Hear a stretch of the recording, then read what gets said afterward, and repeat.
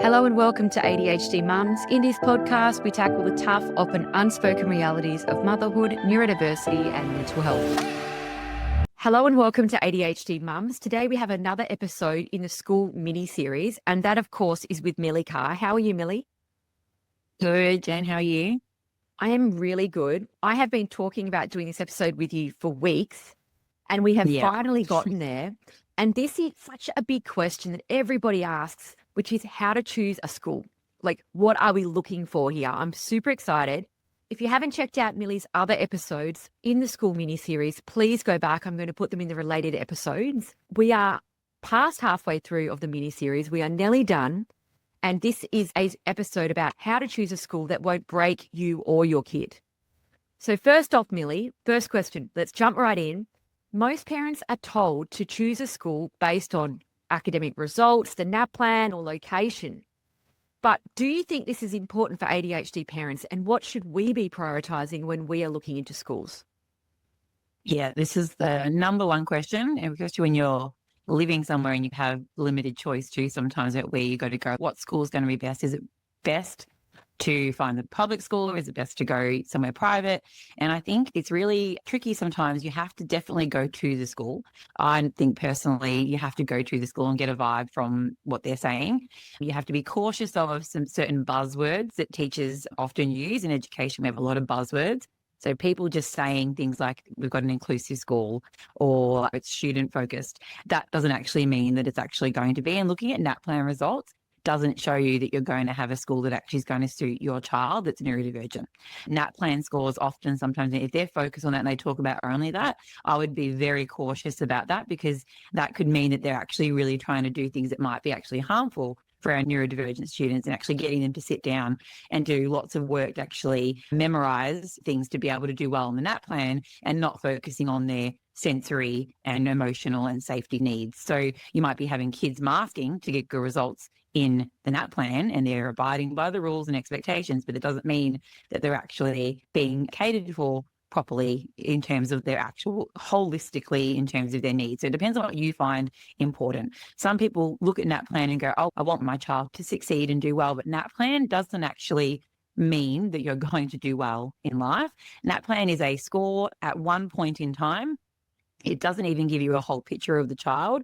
That score to me means very little, and you don't even get to see the score until the end of the year. So they usually do the testing in around the start of the year. The NAP plan results don't come out until about October. It means nothing for the teachers either. They can't use that data to actually teach your child because they get it so late. It literally is just a score to allow the government to say, okay, that school's doing well in terms of their parameters of well, which is the scores, which academic scores we know is not the only thing that we care about for our students. So if you're thinking of NAP plan, and NAP plan is something that school is going on a lot about, I would be very cautious around that. What I would like to see and hear them saying instead is things like having safe environments, talking about the fact that they've got maybe their tier 1 supports, so that the supports that schools have to put in place for absolutely everybody. That's not their extra separate interventions. Their tier 1 supports are inclusive. It thinks about sensory needs. It thinks about people being safety. There's talk of advocacy or student choice. It's trauma informed. These are the things that I'd like to hear from the school when you're going to have a bit of a walkthrough or an interview, because that's the stuff that actually is going to actually help your student. The NAP plan score, it's all lovely and well and good, but it's one score, one time. That student could have done really bad that day because they're really stressed about the test. Or they could have done really well that day because they've done, it's all based on just that day and that kind of need. So I would think less about scores and results and think more about what are they saying to make sure that your child is having a holistic experience at school that isn't just academic.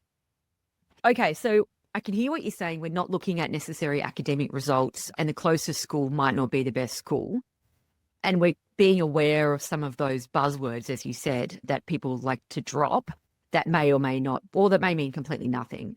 So let's say we're going through a school and they're dropping the buzzwords. Oh, we're very inclusive. Oh, yes, we've definitely got neurodivergent kids here. What would be some of the red flags that you might hear a school say? Because they're never going to come out and say, oh, no, we don't include everybody, particularly. They're never going to say that straight up. They're always going to say the right thing. So what are some of the red flags we could see as we were touring a school?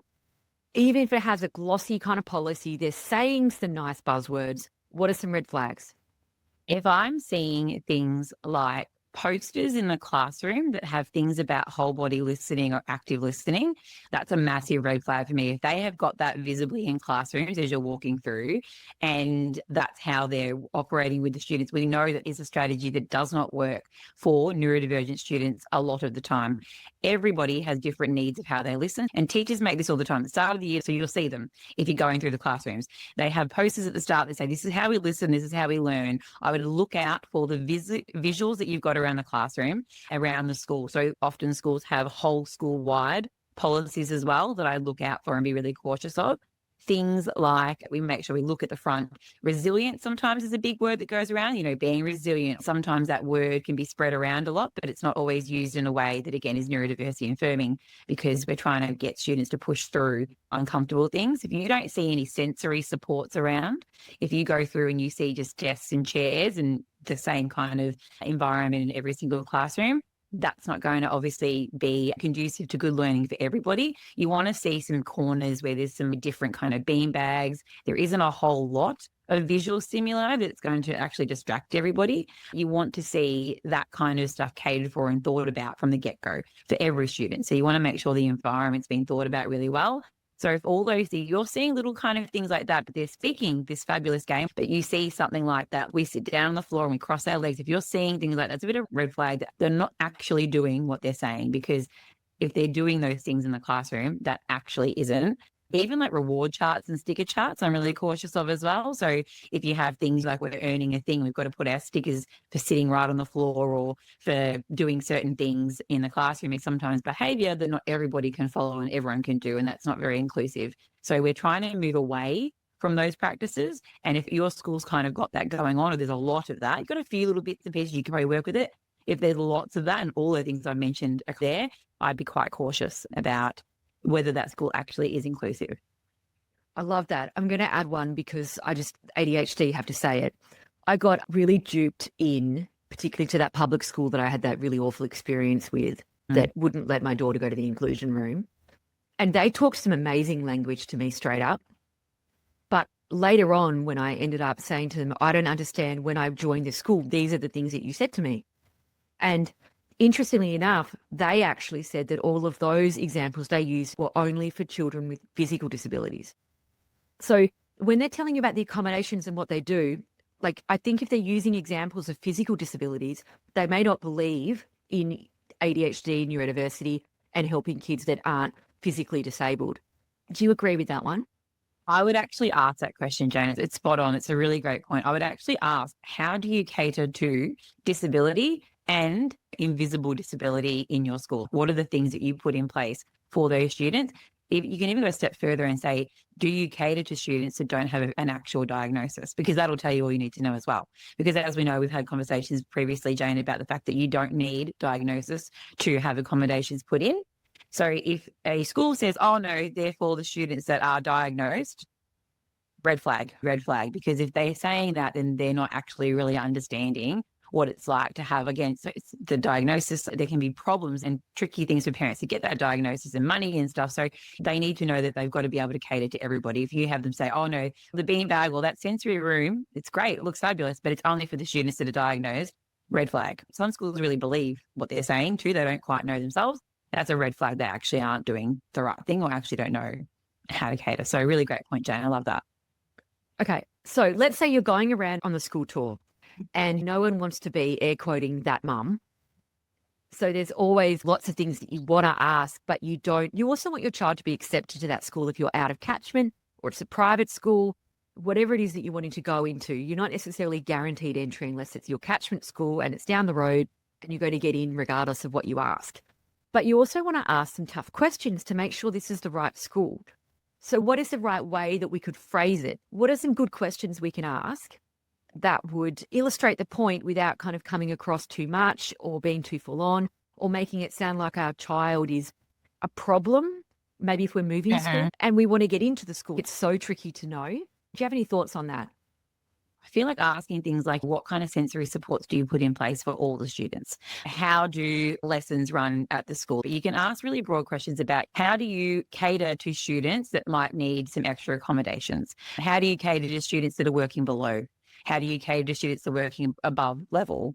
What things do you put in place? And they should have answers for these kind of questions because all schools are supposed to be catering to everybody. I think we could come up with some questions if you want, Jane, and maybe put them down for everyone, like some dot points that would be things that you could potentially ask. And I would be sticking to things like, how do you cater to these kind of things? What have you done in the past when you had a student like this? You don't want to come across like you're being that kind of parent, but something that you really want to ask, because you don't want to get to the school with all this flash buzzword stuff and then get in and you haven't asked these questions and they don't actually have a response and they don't actually have a solution, and then you've got to move and all the trouble that comes with that. So I think asking them, and sometimes actually being the parent that actually does say that. If it's a public school, like you said, they can't actually refuse entry. But if it is an independent school, you probably don't want to send your child there if they actually can't answer those questions anyway. If they're not willing to actually go forward and say, look, this is how we do it, and this is some examples that we've got of a student that's similar to your child, or I think also asking some of those specific things that you want to would actually be really important. I'm happy to come up with some questions, Jane, that we could like pop in the notes if you want, that everyone can look at and use to maybe take forward when they go do a school tour. Yeah, I think that's great. So let's just say you probably don't need to ask every single question possible, because you need to look at the questions that are important to you and your child. So if you've got an internalizer, you need to ask different questions to a child who's hyperactive, jumping off everything. You might want to ask more questions around punishment, reward with a child that you believe might be kept in on detention, versus if you have the perfectionist, but they need a lot of anxiety support.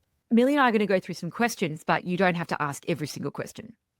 We have changed schools 3 times, and the last time that we changed schools, the principal said to me she had never experienced such an intense tour, and that I actually was there for, I think it was around 4 hours, because I was like, I'm not moving my child again. This is it. Like, if she can't answer, I'm not coming here, because I know what it's like to move a child. When I started in the first public school, much nicer than what I ended up at the end. And at the end of it, when I said, okay, I'd like to enroll here, I did wonder if she'd even take us, because I thought, she probably thinks I'm going to be hard work. But I said to her in the moment in the tour, hey, I know that I'm asking you a lot of questions. If I can build trust with you, we won't have a problem moving forward. You'll probably never hear or see from me all term. But I have to make sure this is the right place for my child, because I can't move her again. So I think maybe starting off with a bit of a frame, if you've got a bit of a story, you've already moved, starting off with this is why I'm asking so many, as a bit of a softener. Yeah, it's a great idea, I think, to make sure that they know where you're coming from and why you're asking so many questions. There's like a reason behind it, and you want to make sure that it's the right place for your child. It's a great point to start. Yeah. And it's like less like an interrogation. It's more, look, I'm a really switched on mum and I love my child a lot, and I want to make sure that this is the right school for me and my child, but also that I'm not coming in with expectations that you can't meet. I want to make sure this is a great fit for everybody. So I think a nice pre-frameworks. Let's say you're walking around, Millie. Where would your head go if you want to do a couple of questions? I'd firstly ask what kind of behaviour management, I don't like that word, but that's what schools use. So I would use that, probably be the easiest way to get them to understand what you're asking. What kind of behaviour management strategies do they have in place at the school? So that's going to tell you what they do. So they'll talk about maybe their positive behaviour plan. They might talk about they have rewards, or this will give you an idea of how they work with behaviour. Do they have safety plans? Do they have engagement plans for students? So I would ask, what are their plans and what are their processes for behaviour management? So a lot of the time it should be proactive, preventative strategies that they should potentially talk to you. That's what the green flags would be. If they're talking just about rewards and following rewards, I would be quite cautious about that. And instead of rules, I'd be looking for them to talk about values. Students looking at values and working with values rather than students following school rules. There are school rules sometimes at a school, and the values show that the school's thinking in a little bit more of a less punitive way and a little bit more of a soft, gentle connection kind of way. I think you've made a great point. So you're asking a question that's a little bit loaded, like thinking to yourself, I know that I'm looking for this answer, but you don't say that straight up. You ask the question really flat and just see what the response is. So you wouldn't start with, I disagreed with my child being kept in a detention, and then say, what's your behaviour management? Because particularly if it's a private school and they're wanting the enrolment, they may tell you what you want to hear. So ask questions super straight without showing what you want the answer to be. I think that's a great point with behaviour But management. it's quite broad. It was quite a broad question too. It could be, they could then go along their line of preventative, positive things they've got in place. So asking for their behaviour management kind of strategy incorporates that positive stuff, but it also incorporates if something does happen, then what happens? Are they suspended? Are the school really like what counts? And then you can go deeper and ask some more questions depending on how they respond. If they respond in a way that you're like, yeah, this is what I'm looking for. I want it to be positive. I want it to talk about connection, values. I don't want it to be so punitive. If they go down that more punitive route, then you can start seeing that they may be going, okay, if they do this thing, no matter if they have a diagnosis or not, they're suspended. Do you mean if there's like a black rule for that? Then you'd go down that, I guess, depending on what they respond, then you'd go down two different like little routes of then further questions that you might ask. And I think if you're getting a lot of general statements and you're not getting a lot of specifics, I would start to go specific. Like when they talk about supports that they're giving children, okay, nod and smile, yes, but also, okay, so when you say you have a teacher's aide, how many aides do you have per grade? Is it one? What hours do they work? How many classes do you have in that grade then? If you're looking at a school with 2 classes per grade, with 2 full-time aides, you were looking at a very small staff-child ratio, as opposed to a grade of 8 classes with 1 part-time aide across 8 classes, because then you're looking at a completely different ratio. So I think that's a great point. And if you're getting a lot of general fluff, go specific. You can go more specific after you ask those more broader questions. So you can even ask that question, like you said, Jane, what is the school? How many education support aides do you have available to you? Do you have a lot of funding for that? And how does your funding work for that? Because every school does it differently too. Some people, there's one aide plopped in a classroom with 4 students that probably need it, but they're utilised for those whole 4. And so that changes compared to one aide with 1 student only. It makes a difference with how the school view that and where they put their funding. So I would ask, do you have education support at this school and how does that work across? And they'll talk to you about, how they assign them and then their funding and how their funding might work. Yeah, perfect. Okay, cool. So we've done behaviour management. We've done some staff student numbers. Where would we go after that? My biggest one would be in terms of how do they set up the classrooms to make sure that students succeed? So how are they setting it up academically, the environment and the noise level? I'm thinking of all of the things that are set up from the get-go. So how are the classrooms set up from the start? And most schools start the year with a bit of a PD and talk to teachers about setting up their classrooms for that. So what I'm looking for there is, I guess, are they catering to universal design? Are they putting in supports that actually benefit everybody, rather than just asking what adjustments do you have if my student has this, if my child has this? I want to know, are you setting it up so my child doesn't have difficulties in the first place? I want to try and eliminate some of the difficulties. And some of the examples I can give you, Jane, about that is, are students able to have choice in how they go about their task? Are they able to have choice and agency about how they respond to a task? Does everyone have to write a report, or can I choose to write a report? Or can I choose to make a poster or a video or a song? How am I responding to this task to get the knowledge out? And we know that everyone has different strengths and weaknesses and people can choose based on that. So I want to know, are you giving the students choice and agency in what they're doing? Are they setting up universal supports where there's visuals there of what the actual task is broken down for everyone at every lesson? I want to know that, because if they don't have that, the students that need that are going to really struggle. Yeah. And then if you don't know that's what they're needing, you may not know that they're actually pushing the table over because they're struggling to remember what task it is. So you go again down a punitive route of, oh my goodness, they're throwing things and then they're in trouble. But the problem just stems from just an initial thing that you could set up from the start. So universal design for learning is what I'm looking for. So I would be asking, what do they put in place at a tier 1 level? Schools and teachers know what this means. We have different tiers of support. Tier 1 is what everybody gets. What does everybody get in the classroom to ensure that they are going to be successful? What are we putting in place for everybody? And the school should know that. They should know those things like visuals, how they respond to the task, how they present the task to everybody. Are they presenting it just verbally, or are they getting them to listen to things? There's so many different ways that you can present something. So what are they doing at a tier 1 level to ensure that everyone is actually able to access the learning and it's not just some few that actually can do it in that neurotypical kind of way? Beautiful. Okay. That is a great tip across primary and high school. Is there anything else specific we should look for as a major one before we move on. We've gone behaviour management, how they learn, accommodations, classroom. Is there anything else that would be a particularly big area? I think I would like to know, I always ask if there are any allied health support that they're linked into for the school. I think it's a really good question, because if they have allied health support linked in, even if the teachers aren't aware of specific things, they have support there to go to and help. At the school that I work at, we have 2 speech pathologists, 1 psych and an OT. And that's not probably as common in a lot of different schools, but that allows our school to have expertise. Teachers aren't experts in speech pathology, in sensory and OT needs, in psychologists in those areas. So we can go to someone who is a specialist to give us advice about specific students. They can run PDs. I think if you have them linked in as part of your school, that really helps, and it shows that they care about those things too.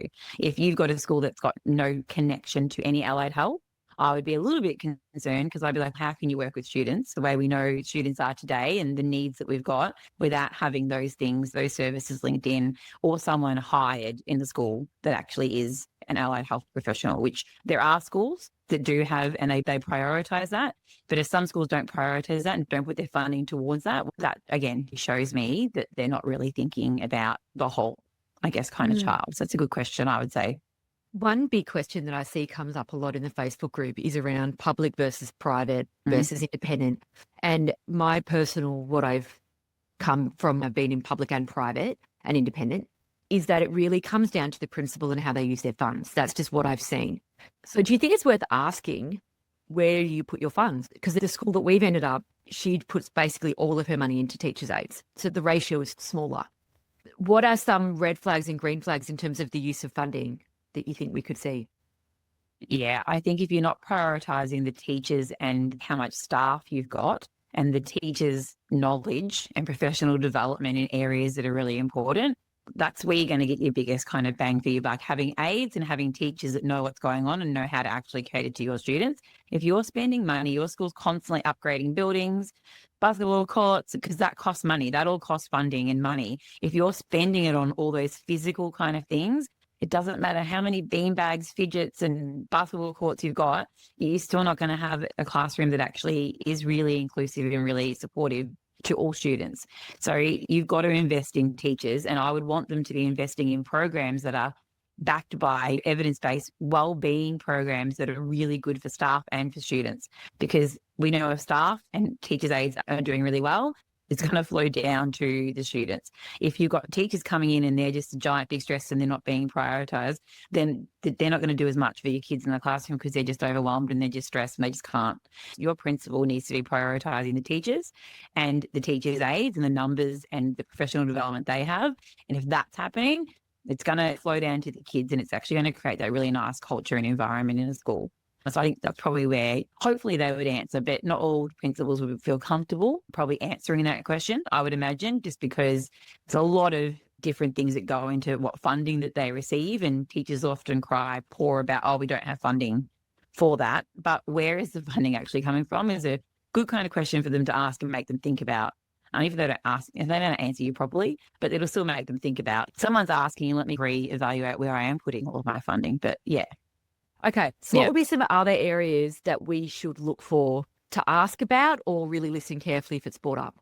I would listen carefully if they're saying things like trauma-informed. So I know it's another buzzword, but it's a big buzzword that actually is really important, and it's going to ensure that our students are not going to leave school broken and with trauma.